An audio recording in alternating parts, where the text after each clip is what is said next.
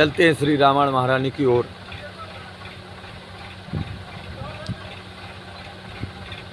परम पूज्य वाल्मीकि जी महाराज कहते हैं,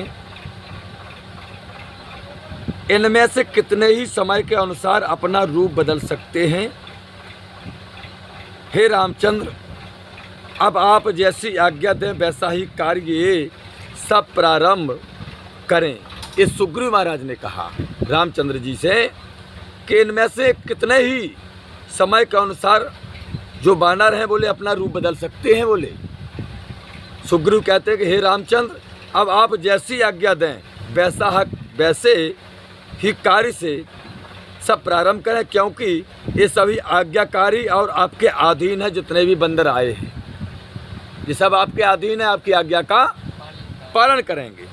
यद्यपि सुग्रीव कहते हैं कि भगवान, यद्यपि मैं जानता हूँ कि सीता की खोज का कार्य सबसे पहले है, फिर भी आप जैसा उचित समझे वैसा ही कार्य प्रारंभ किया जाए। सुग्रीव के शब्द सुनकर के रामचंद्र जी कहने लगे कि हे भ्राता, हमें सबसे पहले यह मालूम करना चाहिए कि रावण का निवास स्थान किस देश में है। रामचंद्र जी ने कहा कि हे भ्राता, हमें सर्वप्रथम यह मालूम करना चाहिए कि रावण का निवास स्थान किस देश में है, और फिर यह मालूम करना चाहिए कि सीता अभी जीवित है या मर गई है। पहले क्या खोज करनी है कि रावण का निवास स्थान किस देश में है, फिर यह मालूम करना है कि सीता जीवित है या मृत है। मर तो नहीं गई। सीता का निश्चित पता मिलने पर फिर आगे का कार्य सोचा जाएगा, ये रामचंद्र जी ने कहा। फिर भगवान ने कहा कि हे सुग्रीव, इस कार्य को सबसे पहले सबसे अच्छे रूप में आप ही संचालित कर सकते हैं। बोले जो हमने काम बताए हैं, पहले रावण का पता पारो निवास स्थान किस देश में है, पर यह मालूम करना है कि सीता जीवित है या मर गई है। बोले इस कार्य को बोले आप ही अच्छी तरह से कर सकते हो, भगवान ने कहा। इसलिए इसमें मुझे और लक्ष्मण को बोलने का कोई अधिकार भी नहीं है। बोले इसमें ना मैं बोल सकता हूँ ना लक्ष्मण, बोले कोई अधिकार नहीं इस मामले में। जब हमारा कार्य तुम जैसे बुद्धिमानों के हाथ में है, भगवान कहते हैं कि हे सुग्रीव, तो उसके पूर्ण होने में कैसे संदेह हो सकता है। तुम जैसे बुद्धिमान, तुम जैसे तुम्हारे हनुमान जैसे मंत्री, ऐसे लोगों के हाथ में हमारा काम है, तुमने जिम्मेदारी ली है, तो बोले उसमें संशय की कोई बात ही नहीं है। इसी समय सुग्रीव बिनत नामक सेनापति की ओर संकेत करके कहने लगे।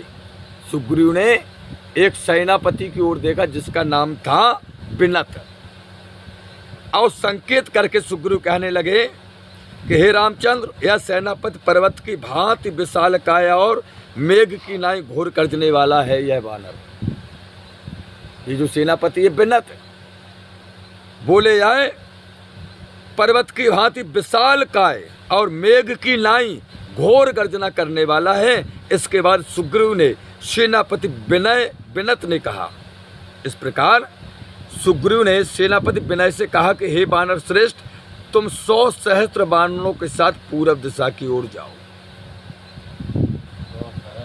प्रथम पूरब दिशा में भेजा उसका सेनापति कौन है? बिनत सेनापति है। सुग्रीव ने कहा कि हे वानर श्रेष्ठ बिनत, तुम 100 सहस्त्र वानरों के साथ पूर्व दिशा की ओर जाओ और उस दिशा में सीता की खोज करो। पूरब दिशा में सुग्रीव कहते हैं कि नद नदी गिर सरोवर वन बिहड़ कुछ भी छूटने ना पाए। बोले हाँ, बोले वन बिहड़ नदी गिर सरोवर, बोले कुछ भी ना छूट पाए, ऐसा कोई भी स्थान ना छूटे हे बिनत जहां तुम ना पहुंचो। कोई भी स्थान नहीं छूटे, हर जगह खोजना है सीता को।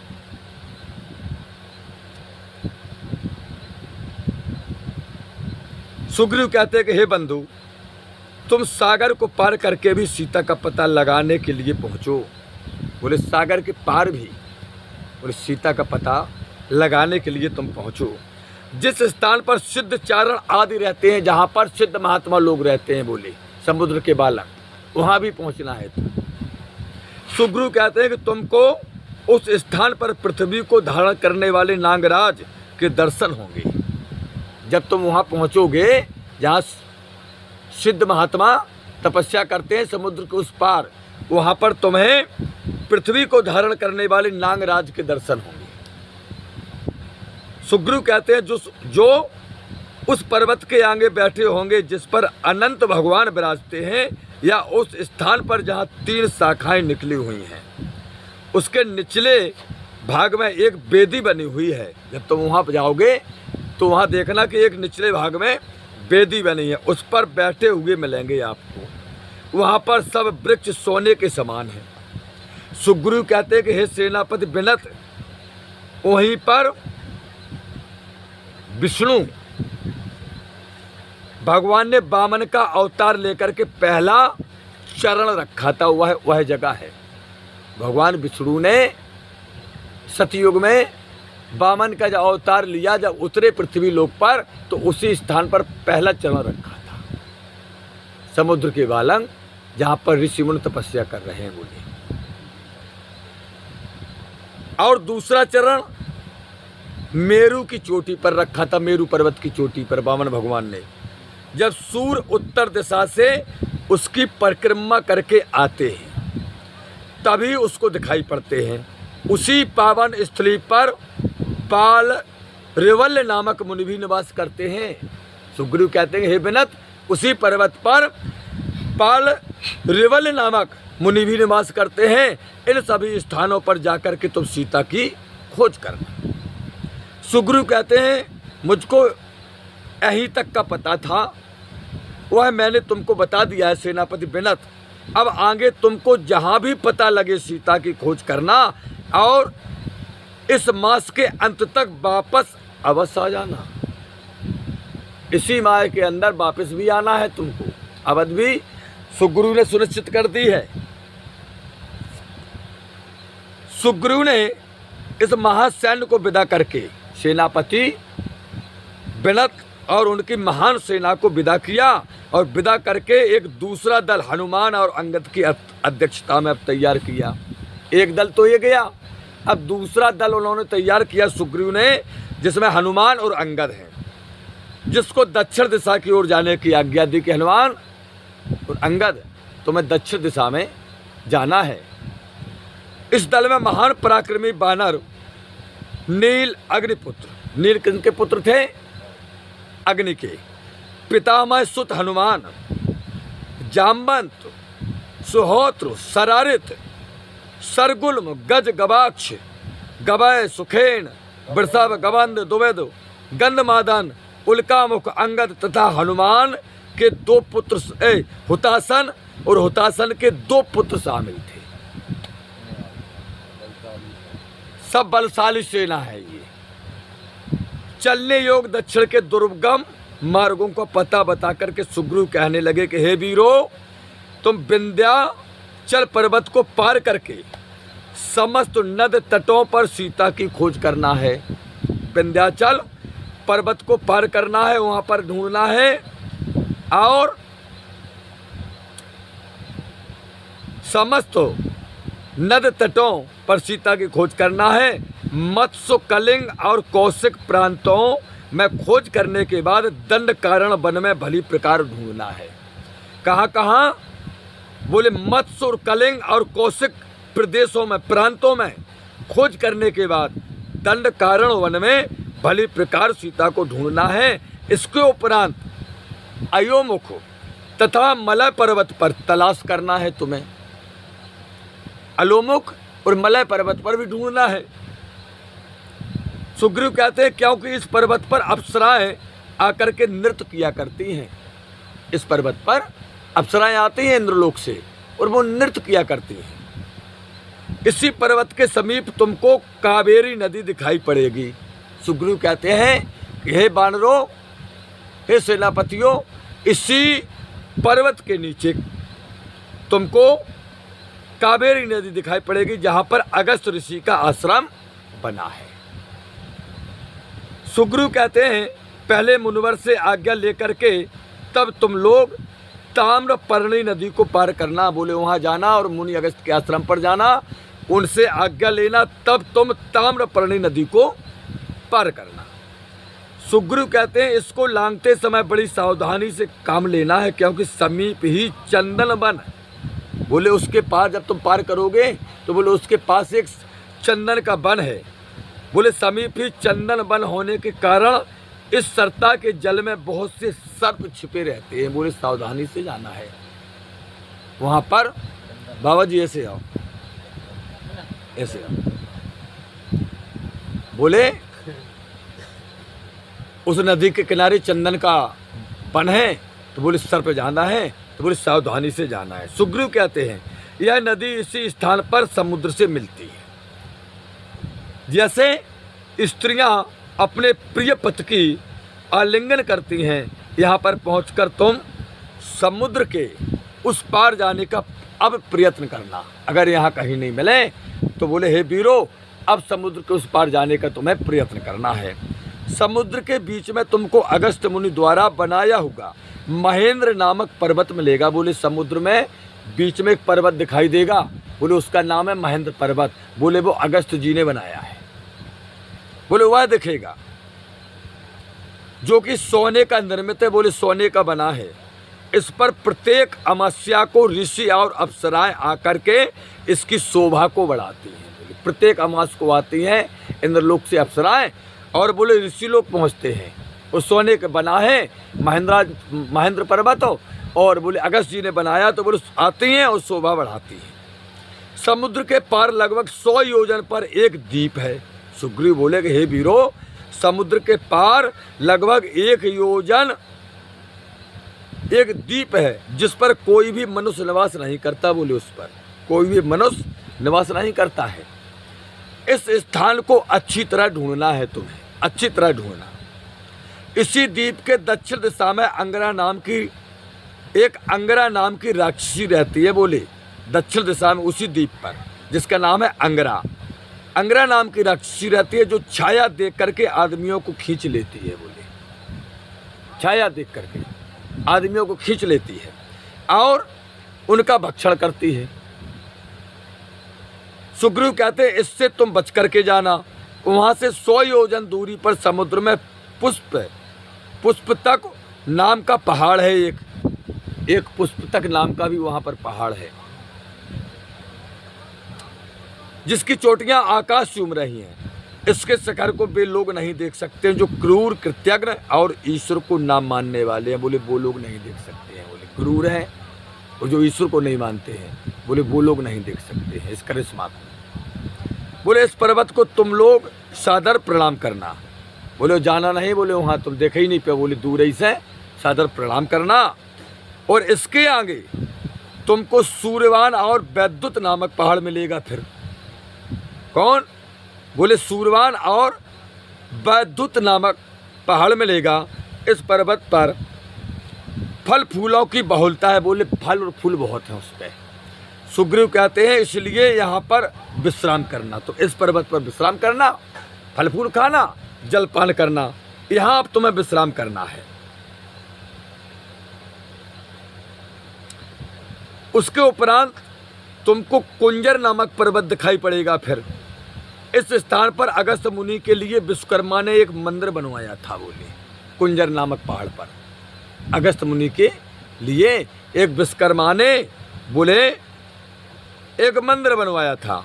यह जगह भोगवती नगरी कहलाती। बोले उसका नाम है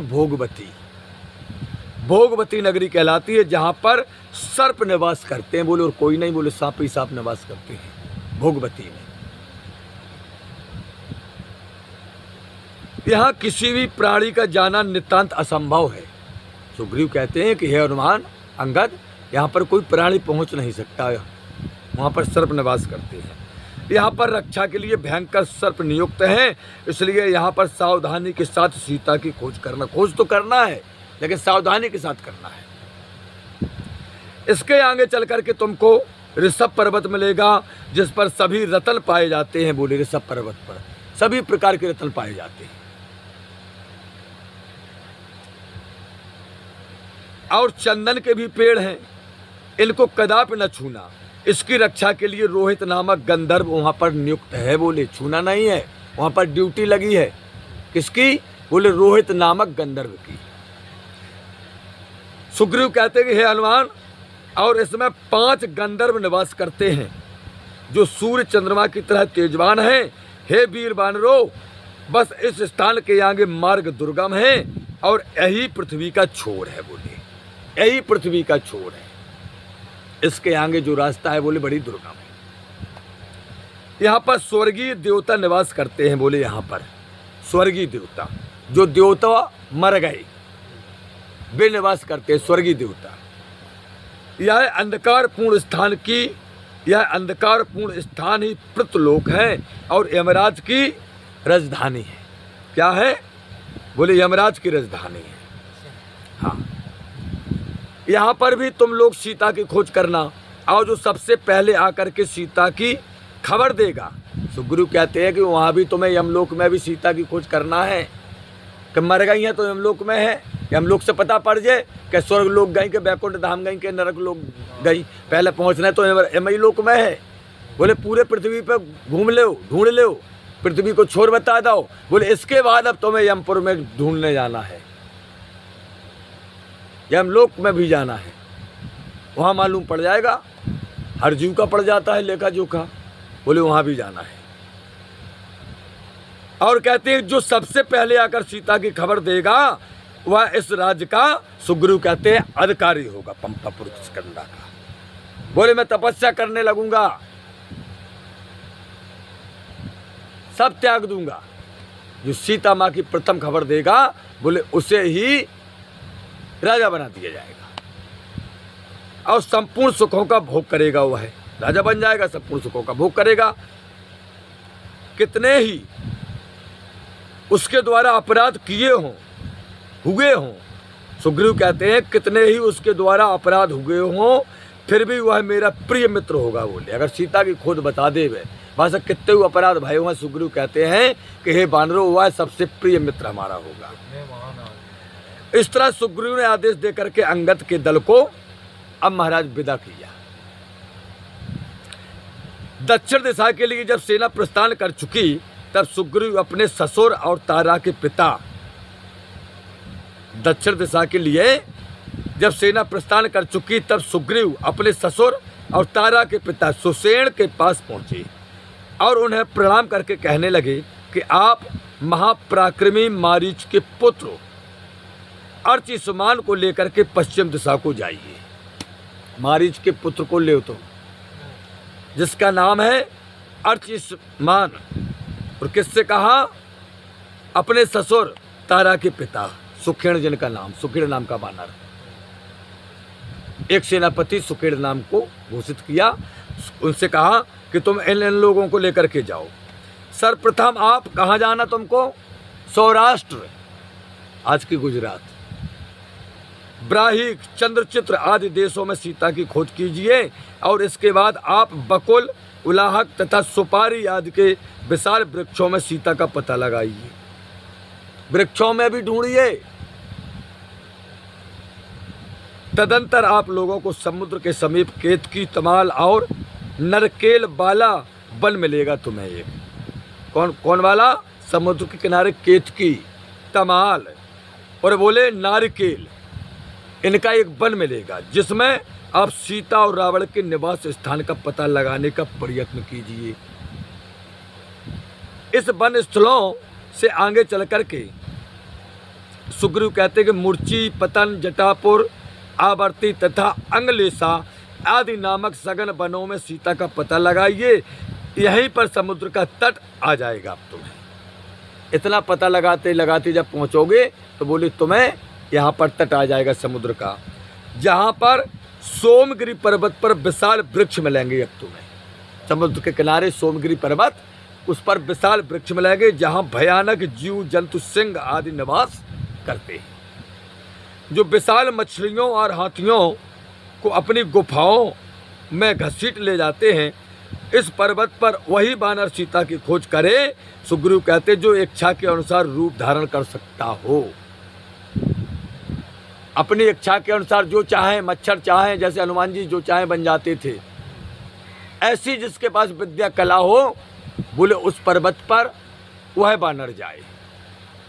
इसके बाद समुद्र के बीच में 100 योजन चौड़ा एक पारयात्र नामक पर्वत है। बोले समुद्र में 100 योजन चौड़ा, 100 चौको 400 कोस चौड़ो एक पर्वत है, उसका नाम है पारयात्र, जो सोने के समान चमकता है, जैसे सोना चमकता है। इसे सभी प्राणी नहीं देख सकते हैं। सुग्रीव कहते बोले सभी प्राणी नहीं देख सकते हैं। यहाँ पर 24 करोड़ अग्नि रूपी गंधर्व निवास करते हैं। कितने? 24 करोड़। वो भी कैसे? बोले अग्नि रूपी गंधर्व।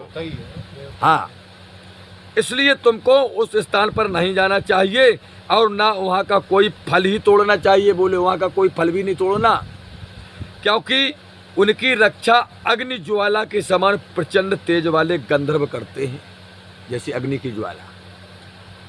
सुग्रीव कहते हैं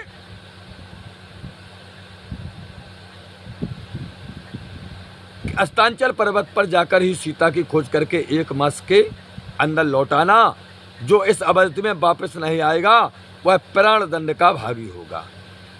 तुम लोगों के साथ मेरे ससुर भी जा रहे हैं, इसलिए उनकी प्रत्येक आज्ञा का तुम्हें पालन करना तुम्हारा कर्तव्य बनता है। सुग्रीव कहते हैं इसके बाद सुग्रीव की आज्ञा पाकर के समस्त वानर सैन्य पश्चिम दिशा की ओर चल दिए सेना के साथ। जब सुग्रीव अपने ससुर की अध्यक्षता में वानरों का दल पश्चिम दिशा को भेजने का प्रबंध कर चुके, तब सतिवल नामक वानर से अब कहने लगे, जिसका नाम था सतिवल। कहते हैं कि हे सूर्यपुत्र, सतिवल नामक वानर सूर्य देवता का पुत्र था। कहते हैं हे सूर्यपुत्र, तुम 100,000 वानरों का एक दल लेकर के, कितने? 100,000 वानरों का दल लेकर के उत्तर दिशा की ओर प्रस्थान करो। बोले उत्तर दिशा की ओर। यदि रामचंद्र का यह कार्य पूर्ण हो जाएगा तो मैं उनके भार से मुक्त हो जाऊंगा। ये राम जी का कार्य पूरा हो जाए, सीता की खोज लग जाए, तो बोले हम मुक्त हो जाएंगे उनके कर्ज से। रामचंद्र जी ने हमारे कल्याण के लिए जो कार्य किया है, सुग्रीव कहते हैं, उसका बदला चुकाना हमारा कर्तव्य बनता है। जिस व्यक्ति से कोई उपकार ना हुआ हो, सुग्रीव कहते हैं कि जिस व्यक्ति से कोई उपकार ना हुआ हो और उसी कार्य के लिए आए तो उसे भी पूर्ण करना चाहिए। फिर रामचंद्र जी ने तो हमारा उद्धार किया है। सुग्रीव कहते हैं उनका कार्य करना हमारा परम धर्म बनता है, परम धर्म बनता है। और वे हमारे पूजनीय और प्राणी मात्रों से प्रेम करने वाले हैं। तुम सब लोग नद नदी वन पर्वत सबको सीता की खोज करने में छान डालो। सुग्रीव कहते हैं सबसे पहले आप लोग मलेक्ष, पुलिंद, सूरसेन, प्रियस्थल, भरत और भद्र देश तथा कुरु, कंबोज और यवन आदि देशों में जाकर के सीता का पता लगाइए। इसके बाद हिमवान पर्वत पर जाकर के लोध, चंदन आदि वनों की खोज करना है तुम्हें। इस स्थान से चल करके तुम लोग गंधर्व देवताओं के सोम आश्रम में पहुंचकर उच्च शिखर वाले ब्याल नामक पर्वत पर पहुंचोगे। कहाँ? बोले गंधर्व और देवताओं के सोम आश्रम में पहुंचकर, जिसका नाम है सोम आश्रम में पहुंचकर उच्च शिखर वाले ब्याल नामक पर्वत पर पहुंचोगे। अब इसकी गुफाओं में तुम सीता की खोज करना। इसके बाद स्वर्ण गर्भ, सुदर्शन तथा देवसखा नाम के पर्वत दिखाई पड़ेंगे तुम्हें। वहां से स्वर्ण गर्भ, सुदर्शन तथा देवसखा नाम के पर्वत दिखाई पड़ेंगे, जहाँ पर पक्षियों का विशाल समूह निवास करता है।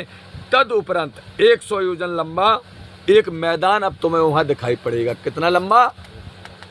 100 योजन।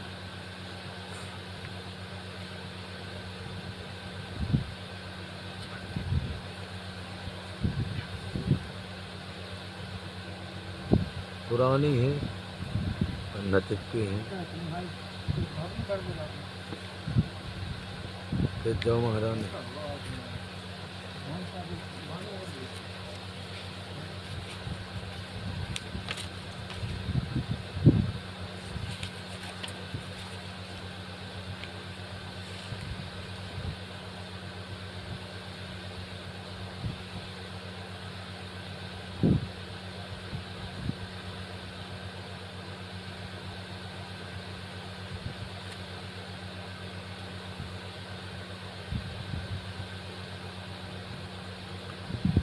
सुग्रीव कहते कि वहाँ पर कोई प्राणी नहीं निवास करता, और इस शमशान जैसे लंबे मैदान को जब तुम पार कर जाओगे तब कैलाश पर्वत तुम्हें दिखाई पड़ेगा।